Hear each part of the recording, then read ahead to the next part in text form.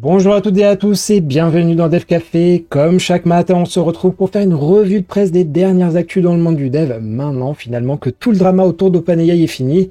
Quoiqu'en fait, pas tout à fait, parce qu'on verra qu'ils ont reçu des centaines de trombones. Alors non, les trombones, c'est pas l'instrument de musique, mais ce qui fait le lien entre des feuilles. Alors là, j'en ai pas, mais je pense quand même que vous voyez. On verra aussi, et surtout sans transition, un outil qui aide à connaître le code décompilé. On s'attardera aussi sur PHP 8.3 qui vient de sortir, et on reviendra sur le départ d'Ixi de chez Google, parce que j'ai oublié de vous dire un petit truc. Donc vous voyez finalement qu'il y a beaucoup de sujets différents. Et maintenant, si on replonge en 98, AOL rachetait la boîte qui était derrière le navigateur de Netscape. Malheureusement ensuite, les parts de marché ne cesseront de dégringoler, mais par chance, juste avant ce rachat, le projet Mozilla a été lancé, qui donnera ensuite naissance à Firefox. Donc c'est pas forcément une date très heureuse pour Netscape, mais par contre les événements qui suivront ont quand même beaucoup mieux rattrapé toute cette histoire. Donc voilà, c'était tout ce que j'avais à vous dire en intro, et je vous propose qu'on démarre tout de suite ce numéro, et en fait j'étais en train de réfléchir le numéro, mais je le connais pas, donc voilà, on le commence.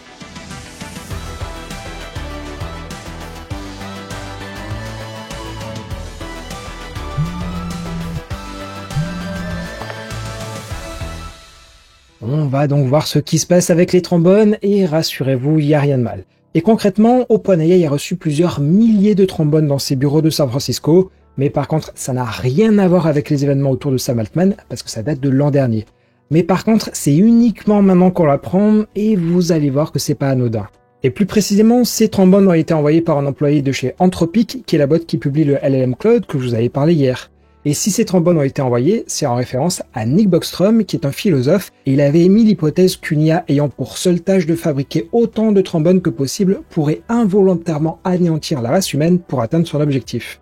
Et en gros, le message sous-jacent, c'est faites attention à ce que vous faites avec l'IA, car ça pourrait nous détruire.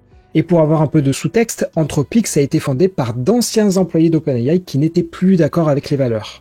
Et si ce sujet réapparaît là un peu par magie, c'est parce que dans les théories autour du limogeage de Sam Altman, il y aurait le fait que de plus en plus de personnes en interne étaient contre le développement à tout va de l'IA, parce que l'accent était mis sur le profit à tout prix.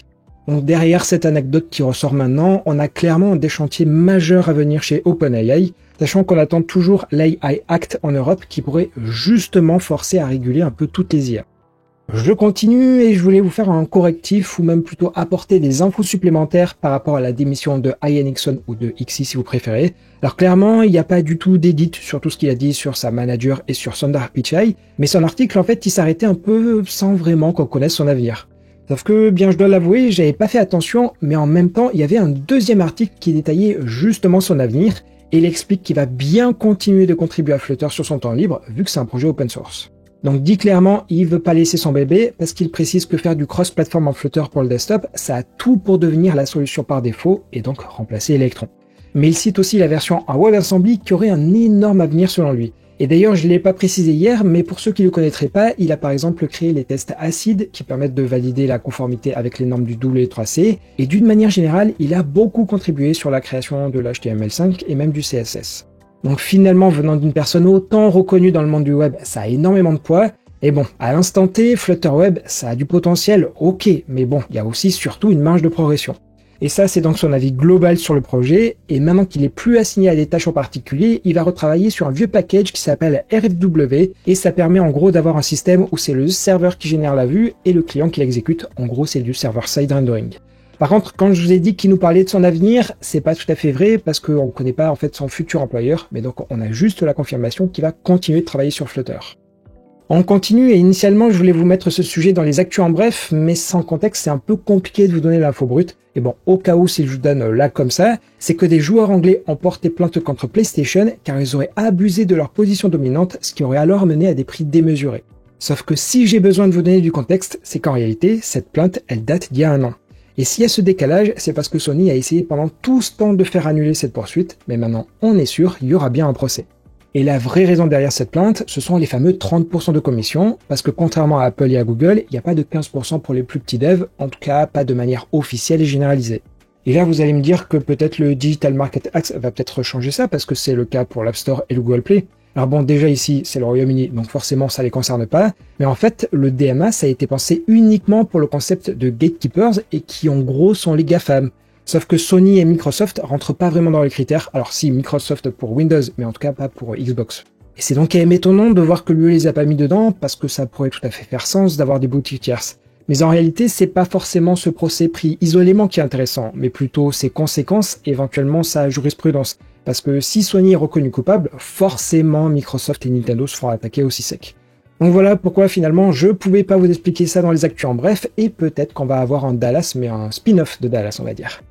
Et finalement ça me donne une transition parfaite, parce que là je blablate, mais bon c'est pas du dev concret. Mais j'ai une bonne nouvelle à vous partager autour du moteur de jeu qui s'appelle Game Maker. Alors me demandez surtout pas pourquoi, mais Opera le navigateur l'a racheté, et en fait c'est tout simplement un moteur 2D qui peut tourner sur tous les OS de type desktop, mobile et toutes les consoles. Et la bonne nouvelle, c'est qu'il devient entièrement gratuit pour une utilisation non commerciale, mais par contre surtout sauf les consoles. Donc c'est une super bonne nouvelle, d'autant que ça fait de la concurrence un peu à Godot qui lui sait aussi faire de la 3D. Et bon, au cas où ça vous intéresse, pour rappel, ça s'appelle Game Maker.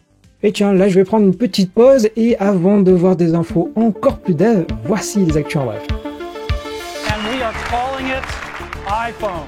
And I'd like to tell you about something I'm really excited about. It's called Android. L'IA fait le bonheur des startups en ce moment, mais aussi de Nvidia dont les cartes graphiques sont massivement mises à contribution. Et cela se matérialise dans les chiffres puisque sur le seul troisième trimestre, les ventes ont atteint les 10 milliards de dollars avec aussi des profits multipliés par 14. Après l'Europe, le Conseil fédéral de Suisse a adopté une mesure pour forcer les connecteurs de type USB-C pour les smartphones, tablettes, écouteurs et autres appareils photo. Et la mise en application sera effective le 28 décembre. Selon des chiffres du GSMA, le trafic mobile en Europe devrait tripler d'ici à 2028 grâce à l'adoption de la 5G. Mais selon une autre source, lors du troisième trimestre, les ventes de smartphones sont toujours en baisse avec du moins 11%. Côté Google Maps, l'entreprise annonce renforcer ses technologies anti-faux avis et va par exemple empêcher de laisser des avis sur les prisons ou les commissariats. Ensuite, chez le développeur Rockstar Games, un développeur qui avait quitté l'entreprise en 2009 a publié sur son blog des anecdotes sur des projets annulés il y a 20 ans. Mais cela n'a pas plu à l'entreprise qui lui a demandé de tout retirer. Et enfin, on a assisté à des procès plus ou moins utiles et c'est maintenant le cas entre des fabricants de protection puisque la marque D-Brand estime que Casetify l'aurait copié. On reprend et à l'intro, je vais utiliser un outil qui je pense devrait vous intéresser. Et honnêtement, il me semblait vous en avoir déjà parlé, mais j'ai rien trouvé dans les archives. Donc au pire, on va dire que je radote. En tout cas, c'est juste le début. Initialement, en fait, je voulais vous dire que l'idée officielle pour faire des apps en Qt est passée en version 12. Et dans cette version, le principal ajout, c'est l'accès à Godbolt. Et dans l'idée, ici, c'est intégré en tant qu'outil, mais dans les faits, c'est aussi un site. Et dans ce site, vous allez pouvoir donner un code codé dans n'importe quel langage, et juste à côté, vous aurez le code décompilé. Par exemple, vous mettez du Python et vous aurez les instructions en assembleur à côté. Et ça, vous pouvez le faire avec une cinquantaine de langages, que ce soit du Go, du Rust, du Dart, du Ruby, du C. Bref, je vais pas vous faire la liste complète. Mais en tout cas, c'est un super outil pour voir si votre code est vraiment performant. Et tiens, si on prend un exemple pour manipuler des listes ou même juste des chaînes de caractères, il y a toujours plein de manières de faire. Mais forcément, elles se valent pas toutes en termes de performance. Et l'avantage ici, c'est que vous allez facilement comprendre pourquoi. Et là, si vous trouviez que je faisais pas suffisamment l'article de cet outil, eh bien en tout cas c'est totalement open source et ça veut donc dire que vous pouvez potentiellement ajouter n'importe quel langage. Donc au cas où si ça vous intéresse, c'est sur godbolt.org et ça se tient. Au cas où si vous n'y arrivez pas, je vous ai mis le lien dans la description. À vous parler de langage, je vous avais dit que PHP 8.3 était en approche et c'est bon, vous pouvez passer dessus. Sachant qu'à l'époque, je vous avais donné aussi une stat assez effrayante qui montrait que des très vieilles versions et qui sont d'ailleurs plus supportées étaient encore très largement utilisées et ça s'est donc pas amélioré. Et bon bref, tout ça pour en revenir à PHP 8.3, et en relisant les changements, je me suis rendu compte que je vous avais dit une grosse bêtise, et donc je veux corriger ça. En gros, maintenant il va y avoir l'arrivée de la notation override, comme on l'a dans plein d'autres langages. Mais l'implémentation ici, elle est un tout petit peu différente. L'idée c'est que si vous avez une classe B, et qui dit qu'elle override une méthode de la classe A, mais que dans la classe A, il n'y a pas de méthode, et bien dans ce cas-là, ça générera une erreur. Voilà, c'était là-dessus que je m'étais un peu trompé.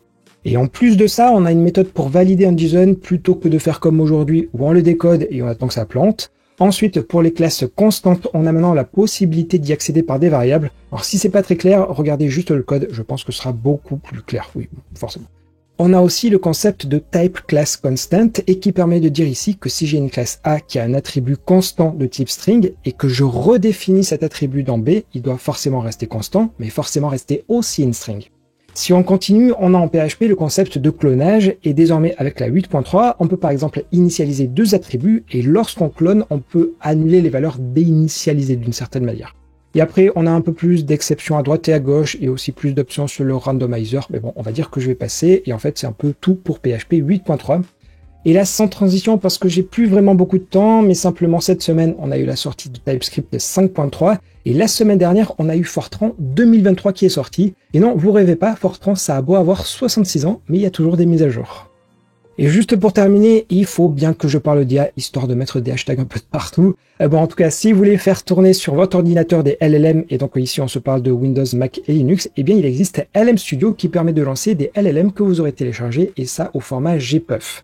Typiquement, vous en trouvez une palanquée sur Hugging Face, et vous avez par exemple Llama 2 ou encore Replit, et donc bien surtout profitez-en parce que c'est gratuit, mais surtout open source.